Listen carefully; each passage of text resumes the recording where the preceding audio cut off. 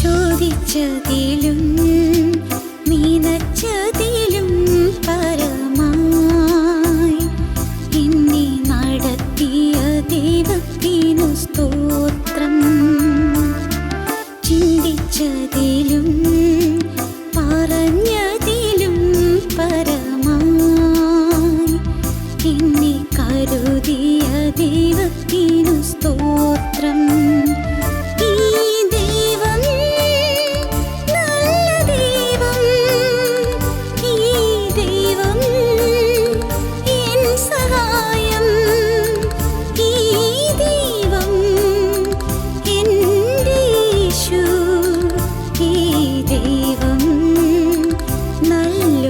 ആശ്രയം ഈ ദൈവം എൻ്റെ യേശു, ഈ ദൈവം നല്ലൊരാശ്രയം.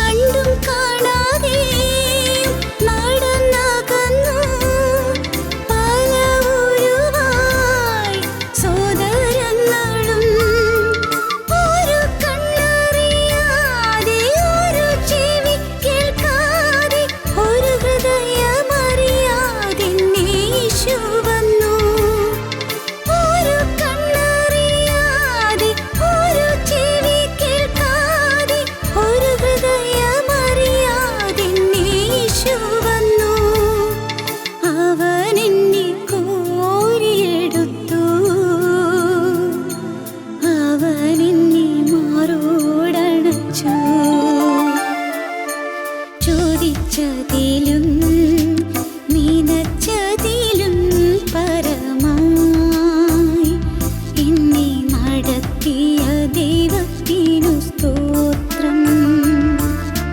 ചിന്തിച്ചതിലും പറഞ്ഞതിലും പരമായി എന്നെ കരുതിയ ദൈവത്തിനു സ്തോത്രം.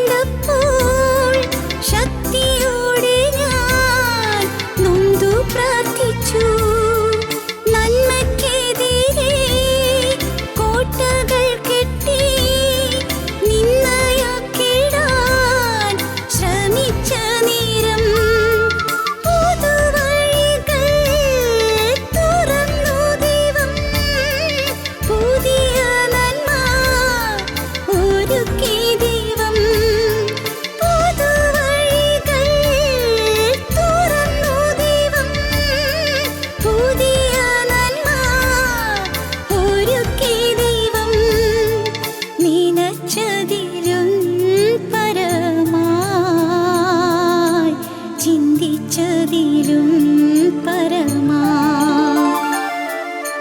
ചോദിച്ചതിലും നനച്ചതിലും പരമായി എന്നെ നടത്തിയ ദൈവത്തിനു സ്തോത്രം. ചിന്തിച്ചതിലും പറഞ്ഞതിലും പരമായി എന്നെ കരുതിയ ദൈവത്തിനു സ്തോത്രം. ഈ ദൈവം നല്ല ദൈവം, ഈ ദൈവം എൻ സഹായം, ഈ ദൈവം എൻ്റെ യേശു, ഈ ദൈവം നല്ലൊരാശ്രയം, ഈ ദൈവം എൻ്റെ യേശു, ഈ ദൈവം നല്ലൊരാശ്രയം.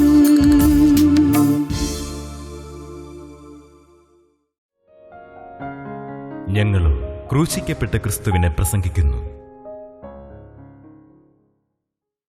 മരുഭൂമിയുടെ അനുഭവത്തിൽ നാം ചിന്തിച്ചു വന്ന അനേകം കാര്യങ്ങളുണ്ടല്ലോ. അത് ഇപ്പോൾ ഓരോന്നെടുത്ത് ഞാൻ പറയുന്നില്ല. എന്നാൽ ഇന്ന് 12ാമത്തെ അനുഭവം പറയുകയാണ്. മരുഭൂമിയുടെ 12ാമത്തെ അനുഭവം നമുക്ക് വായിക്കാം. സംഖ്യാപുസ്തകം 10ാം അധ്യായത്തിൻ്റെ 33-34 വാക്യങ്ങൾ വായിക്കാം.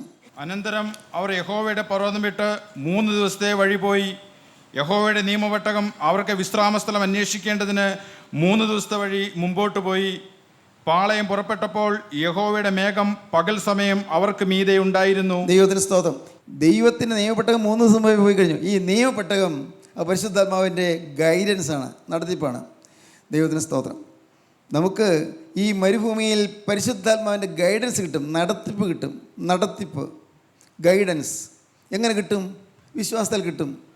നമ്മുടെ ജീവിതം സമ്പൂർണ്ണമായി കർത്താവിന് സമർപ്പിച്ച് കഴിയുമ്പോൾ, മുഴുവനായി കർത്താവിന് കൊടുത്തു കഴിയുമ്പോൾ പരിശുദ്ധാത്മാവ് നമ്മളെ നടത്താൻ തുടങ്ങും, നമ്മെ നയിക്കാൻ തുടങ്ങും. 32ാം സങ്കീർത്തനത്തിലാണ്, ഞാൻ നിന്നെ ഉപദേശിച്ച് നടക്കേണ്ടുന്ന വഴി നിനക്ക് കാണിച്ചു തരും. ഞാൻ നിന്നെ ഉപദേശിച്ച് നടക്കേണ്ടുന്ന വഴി നിനക്ക് കാണിച്ചു തരും. ഞാൻ നിന്റെ മേൽ ദൃഷ്ടി വെച്ച് നിനക്ക് ആലോചന പറഞ്ഞു തരും. ഞാൻ നിന്റെ മേൽ ദൃഷ്ടി വെച്ച് നിനക്ക് ആലോചന പറഞ്ഞു തരും. ദൈവം പറയുകയാണ്, ഞാൻ നിന്നെ ഉപദേശിച്ച് നടക്കേണ്ടുന്ന വഴി നിനക്ക് കാണിച്ചു തരും. ഞാൻ നിന്റെ മേൽ ദൃഷ്ടി വെച്ച് നിനക്ക് ആലോചന പറഞ്ഞു തരും. സത്യം.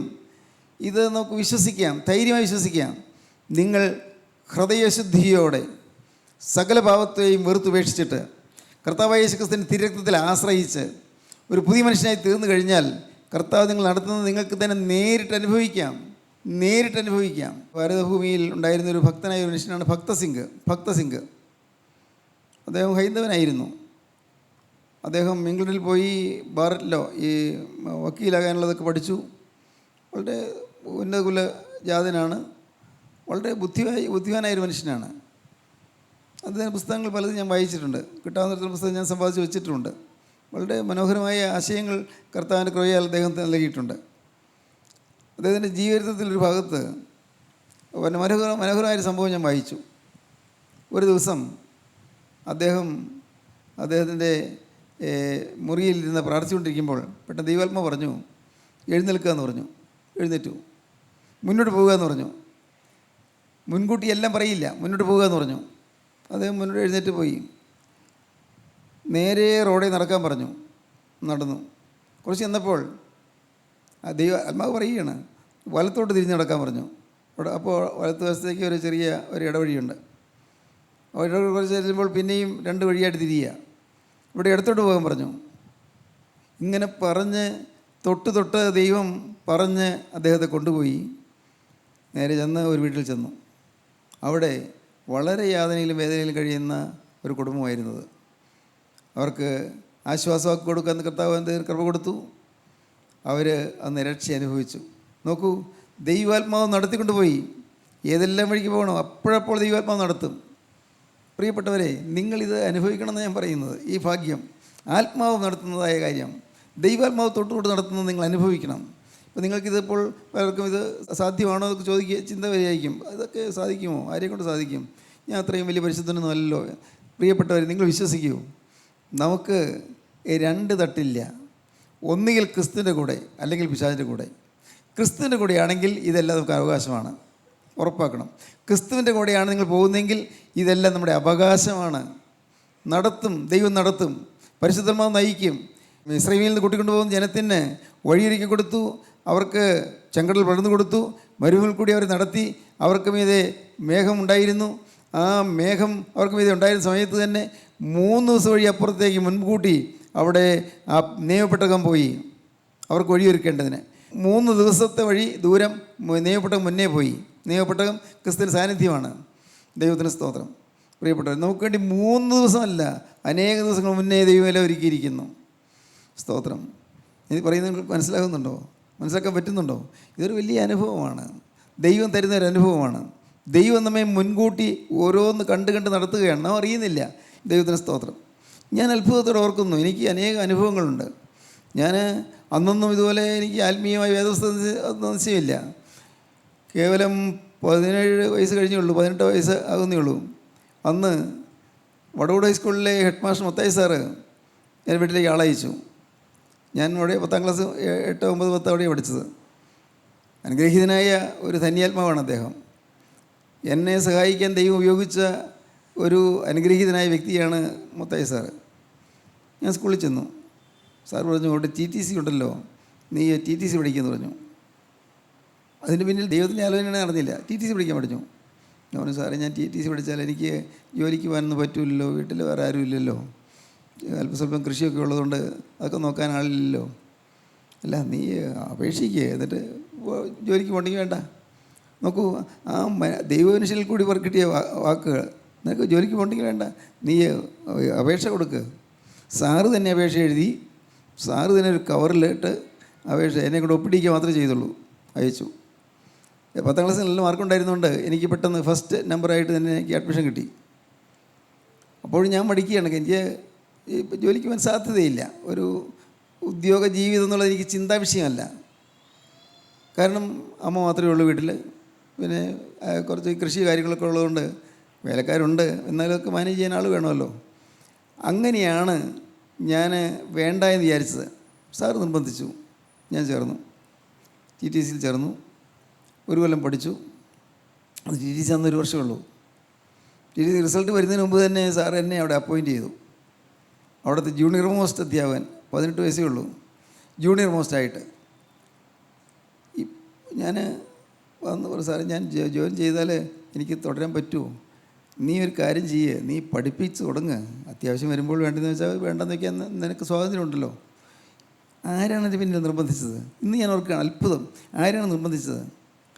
പഠിപ്പിച്ച് തുടങ്ങിയപ്പോൾ എനിക്കതിൽ രസമായി. സ്റ്റുഡൻസിനെ അവരുടെ സ്നേഹവും അവരുടെ ആ ബഹുമാനവും അതുപോലുള്ള കാര്യമായിട്ട് വലിയൊരു ഫ്രണ്ട്ഷിപ്പായിരുന്നു. അന്ന് കൊച്ചുകുട്ടികളല്ലേ, അവരുമായിട്ട് ഫ്രണ്ട്ഷിപ്പായിരുന്നു. നല്ല സ്നേഹം കിട്ടിക്കൊണ്ടിരുന്നു. അതുകൊണ്ട് പഠിപ്പിക്കാൻ ഉത്സാഹം വർദ്ധിച്ചുകൊണ്ടിരുന്നു. മിഡിൽ സ്കൂളിൽ പഠിപ്പിച്ചുകൊണ്ടിരുന്നപ്പോൾ അന്ന് 5, 6, 7 ക്ലാസ്സിലേ ഞാൻ പഠിപ്പിക്കുന്നുള്ളൂ. കാരണം എനിക്ക് 10ാം ക്ലാസ്സല്ലേ ഉള്ളൂ. അപ്പോൾ ഞാനൊരു അവസരത്തിൽ സാറിനോട് പറഞ്ഞു, സാറേ എനിക്ക് ഈ 8ാം ക്ലാസ്സിലും 9ാം ക്ലാസ്സിലൊക്കെ ഇംഗ്ലീഷ് പഠിപ്പിക്കാൻ പറ്റും. നിനക്കതിന് ഡിഗ്രി ഇല്ലല്ലോ, നിനക്ക് ഈ 10ാം ക്ലാസ്സല്ലേ ഉള്ളൂ, നിനക്ക് അവിടെ ഹൈസ്കൂളിൽ എങ്ങനെയാണ് ഇംഗ്ലീഷ് പഠിപ്പിക്കുന്നത്? നിനക്ക് പഠിപ്പിക്കാൻ സാധിക്കുമെന്ന് എനിക്കറിയാം, നിനക്ക് സ്റ്റാൻഡേർഡ് ഉണ്ട്, പക്ഷേ നിവൃത്തിയില്ലല്ലോ. അപ്പോൾ ഒരു ചിന്തയായി, എന്നാൽ ഡിഗ്രി എടുക്കണം. അവിടെ ഇരുന്ന് പ്രൈവറ്റായിട്ട് പഠിച്ചു, ഡിഗ്രി എടുത്തു, ഹൈസ്കൂളിൽ പഠിപ്പിച്ചു. അപ്പോഴാണ് ചിന്ത വരുന്നത്, എന്നാൽ ഇതുകൊണ്ടൊന്നും പോരാ, എനിക്ക് കോളേജിൽ പഠിപ്പിക്കണം. അങ്ങനെയാണ് MA ഡിഗ്രി എടുത്തത്. ദൈവത്തിന് സ്തോത്രം. പ്രിയപ്പെട്ടവരെ, അത്ഭുതങ്ങളുടെ അത്ഭുതം തുടങ്ങുന്നത് ദൈവികമായൊരു നടത്തിപ്പായിരുന്നു. ആ ആദരണീയനായ മത്തായി സാറിൻ്റെ, ആ ഹെഡ് മാസ്റ്ററുടെ സ്നേഹത്തിൽ കൂടി ദൈവം എന്നെ വശീകരിച്ച് എന്നെ പയ്യെ നടത്തി. ഞാൻ അറിഞ്ഞല്ല നടന്നത്, അറിഞ്ഞല്ല പോയത്. പിന്നിൽ നിന്ന് ശക്തിയോടെ തള്ളുന്നൊരു കരമുണ്ടായിരുന്നു, ക്രിസ്തുവിൻ്റെ കരം. എന്നെ താങ്ങി നടത്തുകയായിരുന്നു. നിങ്ങൾക്ക് ചിന്തിച്ചാൽ കാണാം, ഇതുപോലെ അനുഭവങ്ങൾ നിങ്ങൾക്ക് പറയാൻ പറ്റും. അനുഭവങ്ങളുണ്ട്, നിങ്ങളറിയുന്നില്ല. നിത്യനായ ദൈവത്തിൻ്റെ നിത്യോജ്വല സ്നേഹമാണ് നിങ്ങളെ നയിച്ചുകൊണ്ട് വന്നത്. നിങ്ങളെ പലരും അറിയുന്നില്ല. നിത്യനായ ദൈവം നിങ്ങളെ കണ്ടുകൊണ്ടിരുന്നു. അമ്മയുടെ ഗർഭപാത്രത്തിൽ വെച്ച് തന്നെ നിങ്ങളെ കണ്ടു. അമ്മയുടെ ഗർഭപാത്രത്തിൽ നിന്ന് പുറത്ത് വരുന്നതിന് മുമ്പ് തന്നെ നിങ്ങളെ പേർ ചൊല്ലി വിളിച്ചു. ആ നിത്യനായ ദൈവം, ആ ദൈവം നിങ്ങൾക്ക് വേണ്ടി എല്ലാം കരുതി ഇതുവരെയും കൊണ്ടുവന്നു. നിങ്ങൾക്ക് തിരിഞ്ഞു നോക്കുമ്പോൾ അത്ഭുതം തോന്നും. ഞാൻ ഇവിടെ വരെ വന്നത് എങ്ങനെയാണ്? സ്തോത്രം. ഞാൻ ഇവിടെ വരെ എത്തിയത് എങ്ങനെയാണ്? പ്രിയപ്പെട്ടവരെ, ഒരു കരം നമ്മുടെ തള്ളി കൊണ്ടുവന്നു. ഒരു നിത്യമായ സ്നേഹത്തിൻ്റെ കരം. സ്നേഹം എന്ന് പറഞ്ഞൊരു കരം നമ്മെ തള്ളി ഇവിടെ വരെയും കൊണ്ടുവന്നു, ഇന്ന് വരെയും കൊണ്ടുവന്നു. എനിക്ക് ഭാഗ്യവശാൽ നല്ല ഉറപ്പായിരുന്നു. കാരണം 17-ാമത്തെ വയസ്സിൽ ജീവിതം കർത്താവിന് സമർപ്പിച്ചതാണ്. കർത്താവിൻ്റെ സ്നേഹമാണ് എന്നെ നയിച്ചുകൊണ്ട് വന്നത്, എനിക്കറിയാം. പക്ഷേ എന്നാലും അതിന് ദൈവം ഒരാളെ ഉപയോഗിച്ചു. എനിക്ക് വിദ്യാഭ്യാസം കിട്ടുവാനും ഉയർന്ന തലത്തിലേക്ക് നീങ്ങുവാനും ദൈവം ഉപയോഗിച്ചു. ദൈവത്തിന് സ്തോത്രം. എല്ലാം ദൈവികമായ നടത്തിപ്പായിരുന്നു. ദൈവിക നടത്തിപ്പ്, ഡിവൈൻ ഗൈഡൻസ്, അത് നമുക്ക് ലഭിക്കും, വേണമെങ്കിൽ ലഭിക്കും. നിങ്ങൾ പ്രാർത്ഥിക്കണം, കർത്താവേ അങ്ങനെയൊന്ന് ഈ ഭൂമിയിൽ വെച്ച് സാധിക്കുമെങ്കിൽ, ഒരാൾക്ക് ദൈവിക നടത്തിപ്പ് ലഭിക്കുമെങ്കിൽ അതെനിക്ക് വേണം. നിൻ്റെ നടത്തിപ്പ് എനിക്ക് വേണം, നിൻ്റെ ഗൈഡൻസ് എനിക്ക് വേണം. നീ എന്നെ നേർവഴിയിൽ കൂടെ നടത്തണം, നിൻ്റെ ആലോചന പ്രകാരം നടത്തണം. നിൻ്റെ ആലോചനയാൽ നീ എന്നെ നടത്തും, പിന്നത്തേതിൽ മഹത്വത്തിലേക്ക് എന്നെ കൈക്കൊള്ളും. നിൻ്റെ ആലോചനയാൽ നീ എന്നെ നടത്തും, പിന്നത്തേതിൽ മഹത്വത്തിലേക്ക് എന്നെ കൈക്കൊള്ളും. ദൈവത്തിൻ്റെ ആലോചനയാൽ ദൈവം നമ്മൾ നടത്തും. ദൈവിക ആലോചനകൾ നമുക്ക് തന്നുകൊണ്ടിരിക്കും. 73-ാം സങ്കീർത്തനത്തിലാണത്. നിൻ്റെ ആലോചനയാൽ നീ എന്നെ നടത്തും, പിന്നത്തേതിൽ മഹത്വത്തിലേക്ക് എന്നെ കൈക്കൊള്ളും. ദൈവിക ആലോചനകൾ നമുക്ക് തന്നുകൊണ്ടിരിക്കും. നിങ്ങൾ ചിന്തിക്കൂ, നിങ്ങളുടെ ജീവിതത്തിലേക്ക് നോക്കൂ. നിങ്ങൾ ഒരുപക്ഷെ ചിന്തിക്കാത്ത വഴിയിൽ കൂടിയല്ല നിങ്ങൾ വന്നു. നിങ്ങൾ ഇന്ന് ഇവിടെ വചനം കേൾക്കാൻ വന്നു.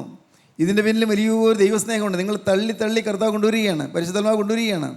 നിങ്ങളെക്കുറിച്ച് ദൈവത്തിന് സ്നേഹമുള്ളതുകൊണ്ട്, നിങ്ങൾക്ക് ശോഭനമായ ഭാവി തരണമെന്ന് ദൈവം ആഗ്രഹിക്കുന്നുണ്ട്, നിങ്ങൾക്ക് നല്ല നാളെയിലേക്ക് നിങ്ങൾ നയിക്കാൻ ദൈവം ഉദ്ദേശിക്കുന്നതുകൊണ്ട് നിങ്ങളെ ഈ വചനത്തിന് മുമ്പിലേക്ക് കർത്താവ് കൊണ്ടുവന്നു.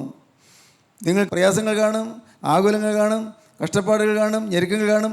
എങ്കിലും ദൈവസ്നേഹമാണ് നിങ്ങൾ തള്ളി കൊണ്ടുവന്നത്. ആ ദൈവസ്നേഹം നിങ്ങളെ വിട്ടുപോകാതെ നിങ്ങളുടെ പിന്നാലെ നിൽക്കുകയാണ്.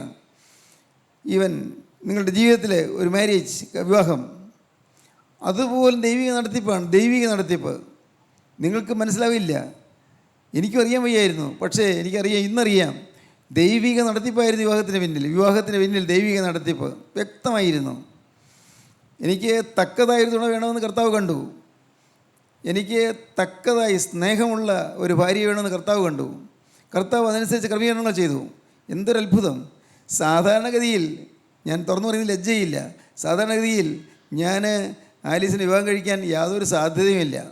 കാരണം ഞങ്ങളുടെ കുടുംബവും ആലീസിൻ്റെ കുടുംബവും തമ്മിൽ വളരെ വലിയ വ്യത്യാസമുണ്ട്. ആ കുടുംബത്തിൽ എന്ന് വെച്ചാൽ നിശ്ചയപാടും കുടുംബങ്ങളിൽ ഏറ്റവും സമ്പൽ സമൃദ്ധിയുള്ള കുടുംബം, ഏറ്റവും പുരാതനമായ കുടുംബം എന്ന് പറയാമല്ലോ, ഏറ്റവും അഭിജാത്യമുള്ള കുടുംബം, സമ്പൽ സമൃദ്ധി, ഒന്നിനും കുറവില്ലാത്ത കുടുംബം. അവിടെ നിന്ന് ഒരു വിവാഹം കഴിക്കുമെന്ന് എനിക്ക് പ്രതീക്ഷിക്കാൻ സാധ്യതയില്ല. പക്ഷേ ദൈവം അതിൻ്റെ പിന്നിലുണ്ടായിരുന്നത് പിന്നീട് എനിക്ക് മനസ്സിലായി. ദൈവത്തിൻ്റെ കരമാണെന്ന് പിന്നീട് മനസ്സിലായി. ദൈവത്തിന് സ്തോത്രം. യാതൊരു സാധ്യതയില്ലാത്തയിടത്താണ് വിവാഹം നടന്നത്. അതുകൊണ്ട് ഭാഗ്യവശാൽ, ഞാൻ അത്ഭുതത്തോടെ ഓർക്കുന്നു, ഭാഗ്യവശാൽ ദൈവത്തിന് സ്തോത്രം, ഇന്ന് ഞങ്ങൾ സമാധാനം അനുഭവിക്കുന്നു. ഞങ്ങളുടെ ഒരു സമാധാനം അനുഭവിക്കുന്നു, ഞങ്ങൾ കുഞ്ഞുങ്ങൾ സമാധാനം അനുഭവിക്കുന്നു. മാത്രമല്ല ആലീസിൻ്റെ വീട്ടുകാരും യേശു ക്രിസ്തുവിനെ കണ്ടെത്താനിടയായി. ദൈവത്തിന് സ്തോത്രം. എന്തൊരു ഭാഗ്യം! ആ കുടുംബം യേശു ക്രിസ്തുവിനെ കണ്ടെത്താനിടയായി. അവിടെയുള്ള മക്കൾ യേശു ക്രിസ്തുവിനെ കണ്ടെത്താനിടയായി. ദൈവത്തിന് വലിയ നാമം മഹത്വപ്പെടട്ടെ. എല്ലാറ്റിനും പിന്നിലൊരു ദൈവമുണ്ട്, മറക്കരുത്. നിങ്ങൾ വിശ്വസിക്കൂ, എല്ലാറ്റിനും പിന്നിൽ ദൈവത്തിൻ്റെ കരമുണ്ട്. ഓരോ കാര്യവും ചെറുത് നിങ്ങൾ വിചാരിക്കേണ്ട, ഓരോ കാര്യവും എല്ലാറ്റിനും പിന്നിൽ ദൈവത്തിൻ്റെ കരമുണ്ട്. ദൈവത്തിൻ്റെ കരം പ്രവർത്തിക്കുന്നുണ്ട്, വിശ്വസിക്കുക. യേശുക്രിസ്തുവിൻ്റെ കരം പ്രവർത്തിക്കുന്നു. യേശുക്രിസ്തു എന്നെ ഇതുവരെ നടത്തിക്കൊണ്ടുവന്നു. ദൈവിക നടത്തിപ്പ്. ദൈവത്തിന് സ്തോത്രം. യെശയ്യാ പ്രവാചകന്റെ പുസ്തകം 30-ാം അധ്യായം 20-22 വാക്യങ്ങൾ. കർത്താവ് നിങ്ങൾക്ക് കഷ്ടത്തിൻ്റെ അപ്പവും ഞെരുക്കത്തിൻ്റെ വെള്ളവും മാത്രം തന്നാലും ഇനി നിൻ്റെ ഉപദേഷ്ടാവ് മറഞ്ഞിരിക്കുകയില്ല. നിൻ്റെ കണ്ണ് നിൻ്റെ ഉപദേഷ്ടാവിനെ കണ്ടുകൊണ്ടിരിക്കും. നിങ്ങൾ വലത്തോട്ടോ ഇടത്തോട്ടോ തിരിയുമ്പോൾ വഴി ഇതാകുന്നു, ഇതിൽ നടന്നുകൊള്ളുവിൻ എന്നൊരു വാക്ക് പിറകിൽ നിന്ന് കേൾക്കും. കർത്താവ് നിങ്ങൾക്ക് കഷ്ടത്തിൻ്റെ അപ്പവും ഞെരുക്കത്തിൻ്റെ വെള്ളവും മാത്രം തന്നാലും ഇനി നിൻ്റെ ഉപദേഷ്ടാവ് മറഞ്ഞിരിക്കുകയില്ല. നിൻ്റെ കണ്ണ് നിൻ്റെ ഉപദേഷ്ടാവിനെ കണ്ടുകൊണ്ടിരിക്കും. നീ വലത്തോട്ടോ ഇടത്തോട്ടോ തിരിയുന്നുവെങ്കിൽ വഴി ഇതാകുന്നു, ഇതിൽ നടന്നുകൊള്ളുവിനെന്ന് ഒരു വാക്ക് പിറകിൽ നിന്ന് കേൾക്കും. സ്തോത്രം. എന്തൊരത്ഭുതം! നീ വലത്തോട്ടോ ഇടത്തോട്ടോ തിരിയുന്നുവെങ്കിൽ വഴി ഇതാകുന്നു, ഇതിൽ നടന്നുകൊള്ളുവിനെന്ന് ഒരു വാക്ക് പിറകിൽ നിന്ന് കേൾക്കും. ഒരു ശബ്ദം നിങ്ങളെ കേൾപ്പിച്ച് നിങ്ങൾ നടത്തും. ഞങ്ങളങ്ങ് ശബ്ദം കേട്ടില്ലല്ലോ കർത്താവേ, ഞാൻ ശബ്ദം കേട്ടില്ലല്ലോ എന്ന് നിങ്ങൾക്ക് പറയാൻ സാധിക്കും. അങ്ങനെയാണല്ലോ പറയാൻ പറ്റുള്ളൂ. പക്ഷേ നിങ്ങൾ കേൾക്കൂ, വിശ്വസിക്കൂ. ഒരു ശബ്ദം നിങ്ങൾ നടത്തുന്നത് നിങ്ങൾക്ക് അനുഭവിക്കാം, നിങ്ങൾക്ക് വിശ്വസിക്കാം. ഒരു ശബ്ദം, കർത്താവിൻ്റെ ശബ്ദം. ചിലപ്പോൾ ഏതെങ്കിലും ഒരു വ്യക്തിയിൽ കൂടിയായിരിക്കും, ചിലപ്പോൾ വചനം കേൾക്കുമ്പോഴായിരിക്കും, ചിലപ്പോൾ വചനം വായിക്കുമ്പോഴായിരിക്കും, ചിലപ്പോൾ ഒരു വ്യക്തിയായിട്ട് സംഭാഷണം ചെയ്തുകൊണ്ടിരിക്കുമ്പോഴായിരിക്കും, ചിലപ്പോൾ നിങ്ങൾ തനിയിരിക്കുമ്പോഴായിരിക്കും. ദൈവികമായ ഒരു നടത്തിപ്പ് നിങ്ങൾക്ക് കിട്ടും. ദൈവിക നടത്തിപ്പ്. മരുഭൂമിയിൽ ദൈവിക നടത്തിപ്പ്. സ്തോത്രം. The divine guidance in the desert. മരുഭൂമിയിൽ ദൈവികമായി നടത്തിപ്പ്. ദൈവത്തിന് സ്തോത്രം. നിങ്ങൾ ആഗ്രഹിക്കുമോ അങ്ങനെ നടത്തിപ്പ് കിട്ടാൻ? ഒരു കൊച്ചുകുട്ടി, അവൻ്റെ അപ്പൻ സുവിശേഷകനാണ്. അപ്പൻ ഒരു കൂട്ടായ്മ നടത്തുന്ന ആളാണ്. കൊച്ചുകുട്ടി അപ്പൻ പോകുന്ന കൂടെ അപ്പൻ്റെ കൂടെ അവന് പോകും.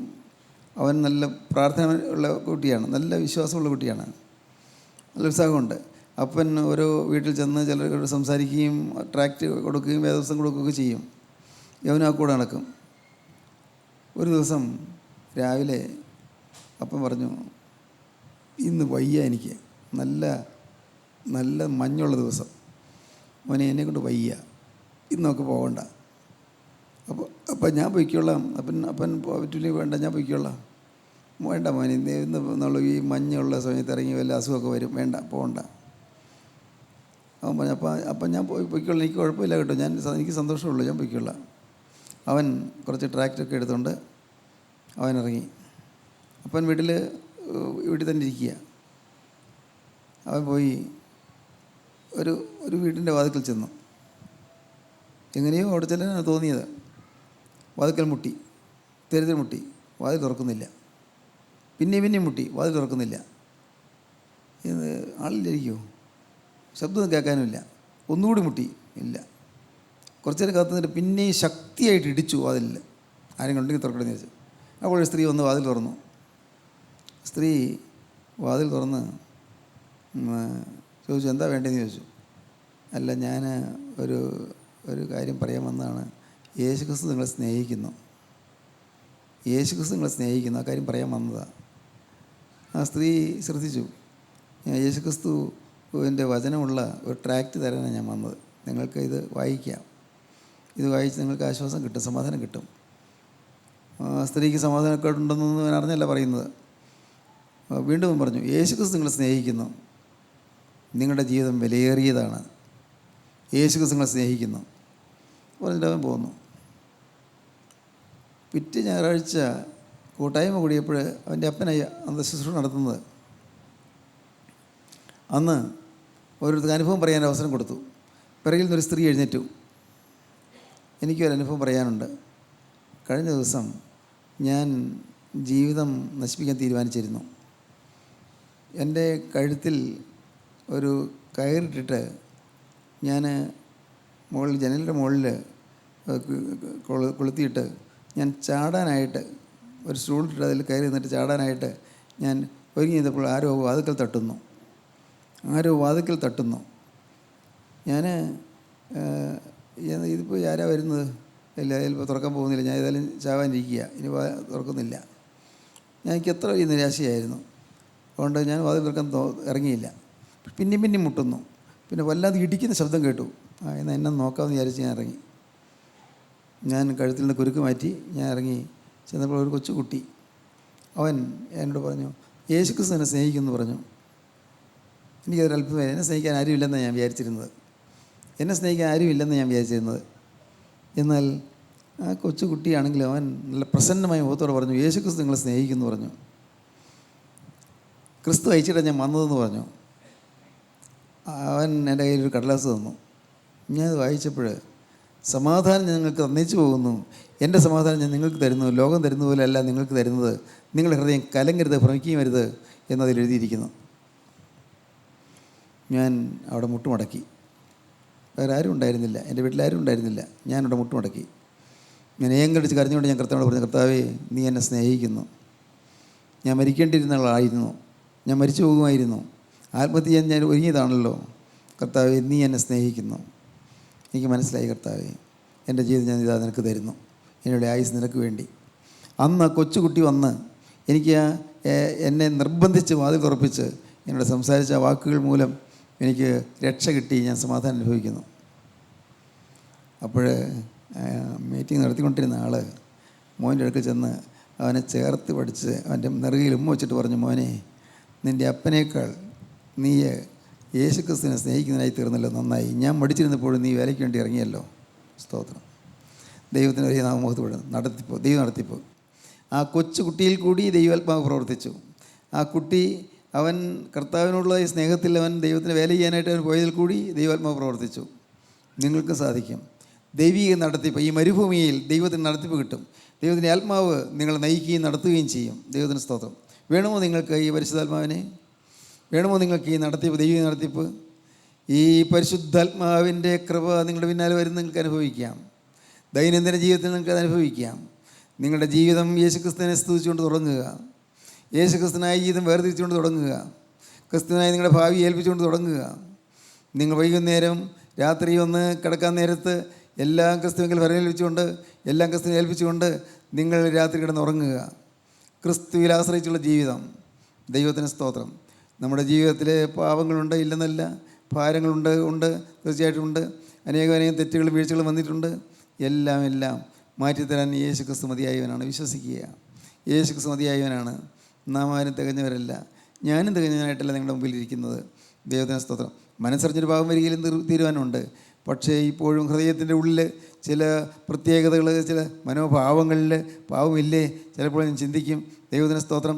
ഓരോന്നോരോന്ന് ചിന്തിക്കുമ്പോൾ മനോഭാവത്തിൽ വരുന്നതായ പാവങ്ങൾ, ആറ്റിറ്റ്യൂഡ്, റിയാക്ഷൻസ്, ഇതിലെല്ലാം വരുന്ന പാവങ്ങൾ. ഭാഗ്യവശാൽ ആക്ഷൻസ്, പാവത്തിൻ്റെ പ്രവൃത്തി വരുന്നില്ല, അല്ലെങ്കിൽ പാവത്തിൻ്റെ വാക്കുകൾ വരുന്നില്ല. ഭാഗ്യവശാൽ പാവത്തിൻ്റെ യാതൊരു ചെയ്തികളും വരുന്നില്ല.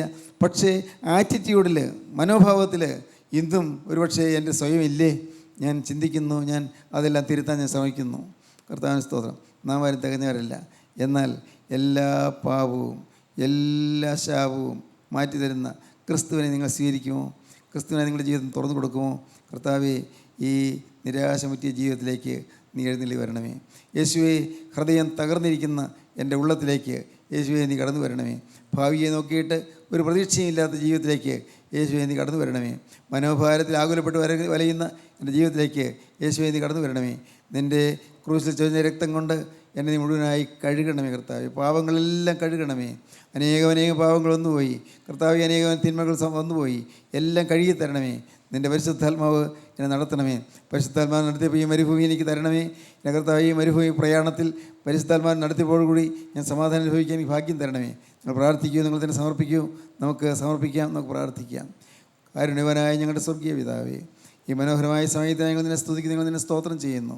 അവിടുത്തെ പരിശുദ്ധാത്മാവ് ഞങ്ങൾക്ക് വേണ്ടി വഴിയൊരുക്കുവാൻ മുന്നേ പോകുന്നതിനാൽ ഞങ്ങൾ നിന്നെ സ്തുതിക്കുന്നു, ഞങ്ങൾ നിന്നെ സ്തോത്രം ചെയ്യുന്നു. കർത്താവേ, പരിശുദ്ധാത്മാവൻ നടത്തിപ്പ് തന്ന് ഞങ്ങൾ ഈ മരുഭൂമിയിൽ കൂടി നടത്തുന്നതിനാൽ ഞങ്ങൾ നിന്നെ വാഴ്ത്തുന്നു. കർത്താവേ, പരിശുദ്ധാത്മാവ് മേഘം പോലെ ഞങ്ങൾക്ക് മീതെ തണൽ വിരിക്കുന്നതിനാൽ ഞങ്ങൾ നിന്നെ സ്തുതിക്കുന്നു. കർത്താവേ, ആകുലങ്ങളും അനേകം ഭാരങ്ങളും സങ്കടങ്ങളും ഉള്ള ഈ ലോക ജീവിതത്തിൽ കർത്താവേ, ഞങ്ങൾക്ക് ആശ്വാസവും തണുപ്പും കുളിർമയും തരുവാൻ പരിശുദ്ധാത്മാവ് ഞങ്ങളുടെ കൂടെ ഉള്ളതിനായി ഞങ്ങൾ നിന്നെ സ്തുതിക്കുന്നു. പരിശുദ്ധാത്മാവേ, ഇപ്പോൾ കടന്നു വരണമേ. ഈ മക്കളെല്ലാം അനുഗ്രഹിക്കണമേ. ഈ മക്കളുടെ മേൽ തർക്കരം വയ്ക്കണമേ. എല്ലാവരെയും ആശ്വസിപ്പിക്കണമേ. എല്ലാവരെയും കൃപയിൽ കാക്കണമേ. കർത്താവേ, യേശു ക്രിസ്തുവിൻ്റെ രക്തം സകല പാപമൊക്കെ ശുദ്ധീകരിക്കുന്നതെന്ന് അനുഭവിക്കാനും ക്രിസ്തുവിൻ്റെ രണ്ടാമത്തെ വേണ്ടി കാത്തിരിപ്പാനും ഓരോരുത്തരെയും ഒരുക്കണമേ. എല്ലാ നന്മകളിൽ നിറയ്ക്കണമേ. യേശു ക്രിസ്തുവിൻ്റെ സ്നേഹം നിറഞ്ഞ നാമത്തിൽ പ്രാർത്ഥിക്കുന്നു. കൃപയോടെ കേൾക്കണമേ. ആമീൻ. ഹല്ലേലൂയ.